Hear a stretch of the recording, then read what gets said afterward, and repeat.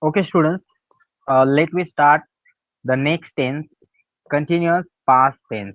Okay, so students, we have started the past tense and the series of past tense.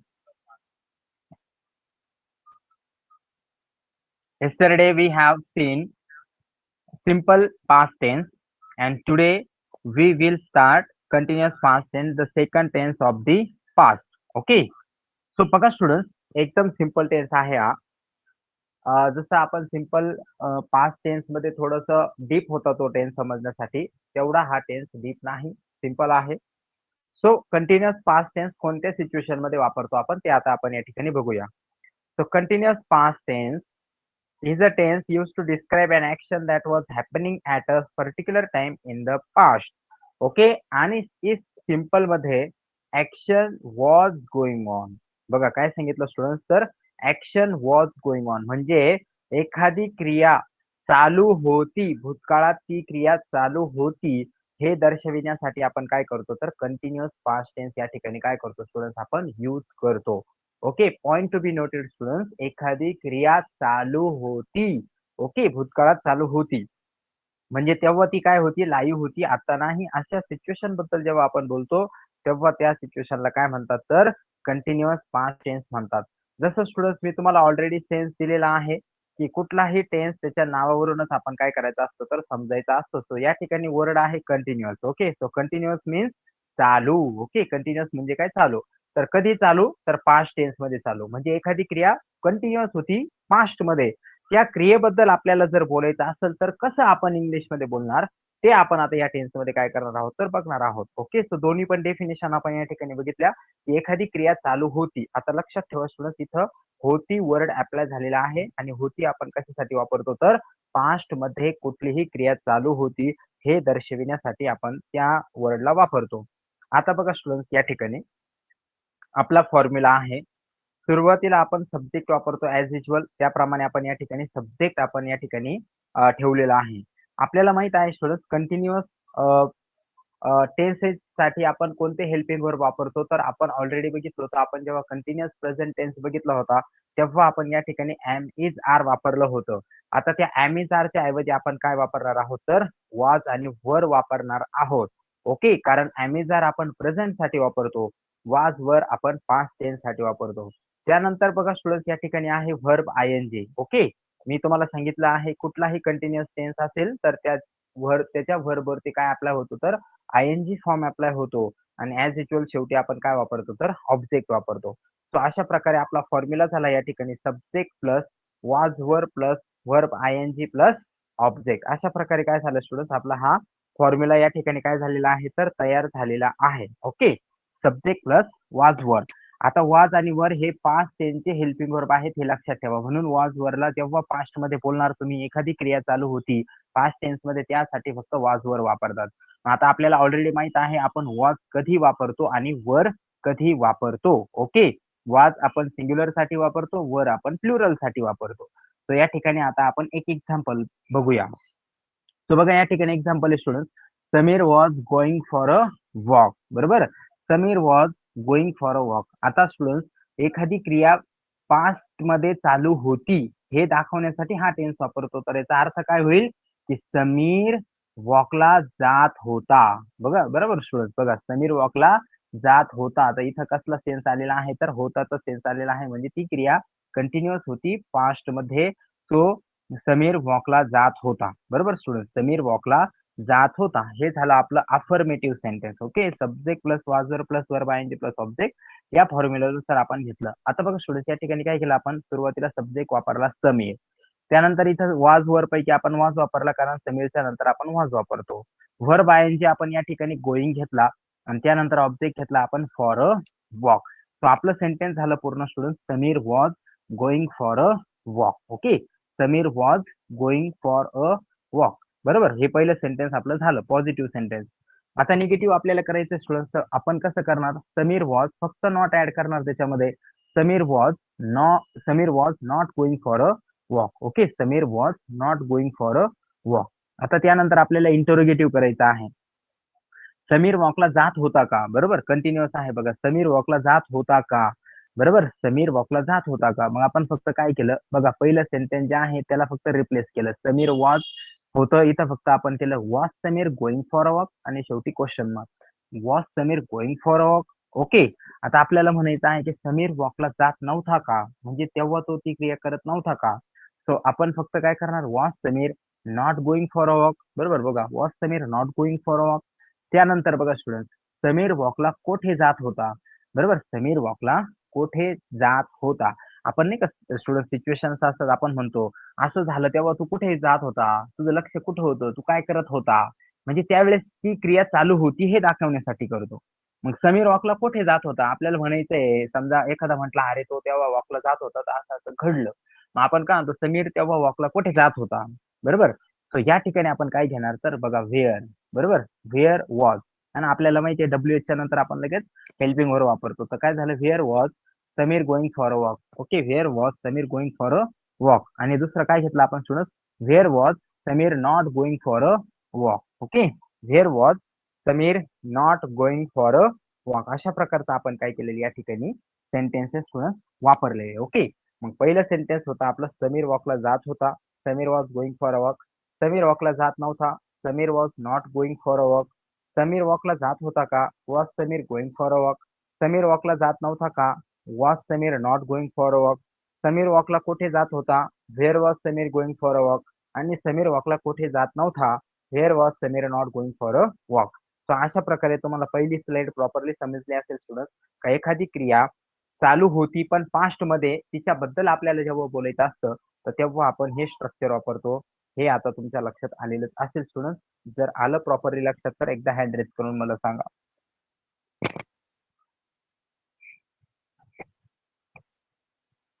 Very good. चलो ठीक आहे. आता आपण दुसरं एक्झाम्पल बघूया, है ना. आता बघा स्टुडंट्स या ठिकाणी आपण काय घेतलेलं आहे तर आय घेतलेला आहे. बरोबर. सो आपण आयच्या नंतर पण वॉज वापरतो हे आपल्याला ऑलरेडी हेल्पिंग वर्क मध्ये आपण बघितलेलं होतं. बरोबर. सो या ठिकाणी बघा I was going for a walk. बरोबर, म्हणजे काय मी पण वॉकला जात होतो किंवा मी स्वतः वॉकला जात होतो. बरोबर. निगेटिव्ह काय होईल student, I was not going for a walk. Okay, मी वॉकला जात नव्हतो. Okay. Was I going for a walk. बरोबर बघा, was I going for a walk म्हणजे मी वॉकला जात होतो का? बरोबर. Was I not going for a walk, मी वॉकला जात नव्हतो का? बरोबर. Where was I going for a walk. बरोबर बघा, where I was sorry where was I going for a walk, मी वॉकला कुठे जात होतो. आणि where was I not going for a walk म्हणजे मी वॉकला कुठे जात नव्हतो. ओके. सो मी वॉकला जात होतो पहिलं सेंटेन्स. बरोबर बघा, मी वॉकला जात होतो. I was going for a walk, मी वॉकला जात नव्हतो. मी वॉकला कुठे जात सॉरी मी वॉकला जात होतो का? मी वॉकला जात नव्हतो का? मी वॉकला कुठे जात होतो? मी वॉकला कुठे जात नव्हतो. अशा प्रकारे आपण काय केलेलं स्टुडंट, आय या प्रोनाउन वरती पण आपण काय केलेलं एक्झाम्पल बनवलं. ऍज युजल आपण एक नाउन वर बनवतो, प्रोनाउन वर बनवतो. बरोबर. तो एखादी क्रिया त्यावेळेस चालू होती यासाठी आपण वापरतो. आता या ठिकाणी स्टुडंट्स बघा आपण व्हर्ब सेंटेन्स दोन प्रकारचे दोन नाऊन आणि pronoun वरती बघितलेला आहे. आणि व्हर्ब होता आपला गोइंग. ओके, म्हणजे व्हर्ब वरती डिपेंड असणारे सेंटेन्स आपण बघितलेले आहे. मग आपण आपण एक गोष्ट बघितलेली आहे स्टुडंट्स, की आपण जेव्हा प्रेझेंट टेन्स बघत होतो तेव्हा त्याच्या कंटिन्युअस प्रेझेंट टेन्स मध्ये आपण जे हेल्पिंग व्हर्ब वापरले होते ॲम आर, त्या ॲम आरचा वापर आपण प्रेझेंट स्टेट सांगण्यासाठी पण करतो. बरोबर. तसं पास्ट स्टेट सांगण्यासाठी आपण कसला वापर करतो तर वाज आणि वरचा वापर करतो. बरोबर. म्हणजे एखादी गोष्ट आहे आणि एखादी गोष्ट करत आहे, जसं की आय एम टीचिंग. बरोबर, म्हणजे मी शिकवत आहे. Okay. And I am a teacher, me teacher आहे. म्हणजे एखादी गोष्ट करत आहे साठी मी ॲम वापरला आणि एखादी गोष्ट आहे हे सांगण्यासाठी पण मी ॲम वापरला. डिपेंड करेल ॲम इज आर सब्जेक्ट वरती. बरोबर. तसंच या ठिकाणी वाज आणि वरचा पण वापर होतो पास्ट स्टेट सांगण्यासाठी. म्हणजे पास्ट मध्ये ती सिच्युएशन कोणत्या सिच्युएशन मध्ये होती ते सांगण्यासाठी. जसं की बघा, द केक वॉज स्वीट. बरोबर, म्हणजे काय तर केक कसा होता तर स्वीट होता. बरोबर. आता इथं केकच्या नंतर वॉज का आला कारण केक सिंग्युलर आहे, वॉज सिंग्युलर साठी वापरतो. The cake was sweet. Okay. Then I was a teacher. बरोबर. दुसरं काय वापरलं आपण, आय वॉज अ टीचर. बरोबर. The cake was sweet, I was a teacher, he was a doctor. बरोबर. काय वापरलं आपण, he was a doctor. Okay. Next बघा, शी वॉज अ स्टुडंट, है ना, she was a student. The sky was clear. This phone was essential for my work. They were student है ना, दे were student है ना. आता बघा स्टुडंटचा मराठी अर्थ काय होईल? द केक वॉज स्वीट म्हणजे केक स्वीट होता. I was a teacher me teacher होतो. ही वॉज अ डॉक्टर तो डॉक्टर होता. शी वॉज अ स्टुडंट ती स्टुडंट होती. म्हणजे आता नाहीये बरोबर. डॉक्टर होता आता नाहीये, टीचर होता आता नाहीये, केक स्वीट होता आता नाहीये. द स्काय वॉज क्लिअर म्हणजे तेव्हा स्काय क्लिअर होता आता नाहीये. दिस फोन वॉज इसेन्शियल म्हणजे हा फोन माझ्यासाठी खूप गरजेचा होता. आणि त्यानंतर दे वर स्टुडंट है ना, म्हणजे ते कोण होते तर स्टुडंट्स होते. आता ते स्टुडंट्स नाहीत. ओके, हे झाल्या पास्ट स्टेट्स बरोबर. पास्ट स्टेट सांगण्यासाठी आपण काय केलेलं या ठिकाणी वॉज आणि वरचा वापर केलेला जे आपण ऍज युजल करतो पण. ओके, जसं की आपल्याला म्हणायचं आहे it is a tree. Okay, it is a tree. Okay, मग त्यानंतर हे झालं प्रेझेंट स्टेट साठी. किंवा आपल्याला म्हणायचं it is a bag. Okay, it is a bag. Okay, अशा प्रकारे हे प्रेझेंट साठी वापरतो. पण आपल्याला म्हणायचं ती बॅग होती तर आपण काय म्हणू it was a bag. Okay, it was a bag. So अशा प्रकारे हे सेंटेन्सेस आपण या ठिकाणी काय केलेले बघितलेले. आता नेक्स्ट एक्झाम्पल बघूया आपण प्रत्येक नाऊन आणि प्रोनाउन वरती. इथे बघा आय वॉज प्लेइंग क्रिकेट बरोबर म्हणजे मी क्रिकेट खेळत होतो. वी वर प्लेइंग क्रिकेट आम्ही क्रिकेट खेळत होतो. You were playing cricket Tu cricket खेळत होता. यू वर प्लेइंग क्रिकेट तुम्ही सर्व क्रिकेट खेळत होते. हे वॉज प्लेइंग क्रिकेट तो क्रिकेट खेळत होता. शी वॉज प्लेइंग क्रिकेट ती क्रिकेट खेळत होती. इट वॉज प्लेइंग क्रिकेट तो किंवा ती क्रिकेट खेळत होती. दे वर प्लेइंग क्रिकेट ते सर्वजण क्रिकेट खेळत होते बरोबर. त्यानंतर बघा Sameer was playing cricket Sameer cricket खेळत होता. समीर अँड आमिर वर playing cricket Sameer and Aamir cricket खेळत होते. This boy was playing cricket हा मुलगा क्रिकेट खेळत होता. That boy was playing cricket तो मुलगा क्रिकेट खेळत होता. These boys were playing cricket हे सर्व मुले क्रिकेट खेळत होती. आणि those boys were playing cricket ते सर्व मुले क्रिकेट खेळत होती. तर अशा प्रकारे आपण हे सगळे सेंटेन्सेस काय केलेले या ठिकाणी यूज केलेले आहेत. ओके, आणि बघितलेले आहेत. आता आपण या ठिकाणी students different kind of sentences काय करूया या ठिकाणी बघूया.